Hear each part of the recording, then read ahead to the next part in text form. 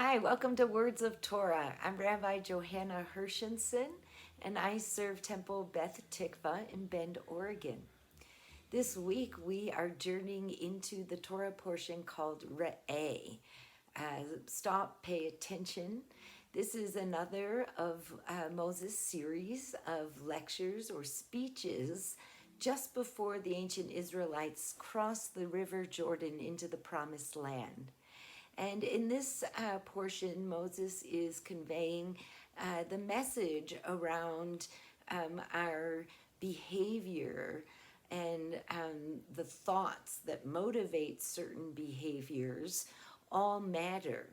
That ultimately every decision we make is a choice between life and death, a choice between being constructive or destructive in society. In particular, our Musar teachers, our teachers who are seeking how to live out moral values in daily life, who are teachers who are looking at what I like to call character development. See a particularly important verse in this prayer that is part of the Birkat Hamazon, the prayer we say after we complete a meal. The idea is that the Israelites, before they go into the promised land, are reminded by Moses, once you go into that land, once you begin working the land and you harvest an abundance of food and you put that food on your table in the form of a meal and you eat and you are satisfied, in that moment, remember, Uverachta et Adonai Elohecha. Bless God, thank God, express some gratitude that in addition to the work you have done to bring that meal to your table, other variables, other forces in the universe also made that meal possible. The caution in the Torah portion in Re'eh is lest you think that what you enjoy from the work of your hands is due only to the work of your hands. After all, the food that comes to our table, even if we're farmers, which most of us are not, relies not only on our own toil and labor, but on the elements, enough sunlight, enough water, enough nutrients in the soil. And the rest of us who aren't farmers, that meal on our table isn't only the product of our cooking skill, and some of us are rather good in the kitchen, in the culinary arts.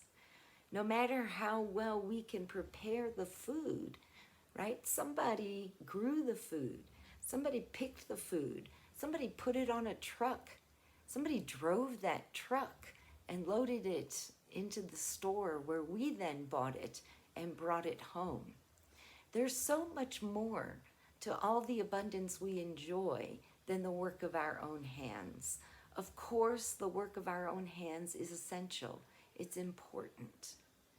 But respect, honor that we can afford all the other individuals who make up our communities, who make up our society, begins with the awareness that it takes a village, with the awareness that we are, whether we like it or not, tied to one another so long as we live in densely populated cities, towns, suburbs.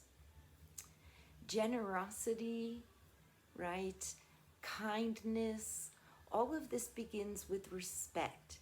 And we can't have respect for others if we don't fundamentally understand that the rewards we enjoy, no matter how hard we work, come to our hands with the effort of others.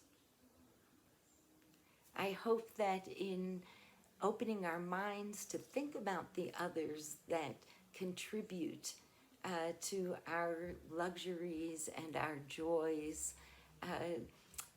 invites us to see other human beings as worthy of honor and respect, as part of a network a big spider web of human beings trying each to help the other in some part of the process of bringing food and sustenance to everybody's table and shelter. I hope you have a great week. Bye.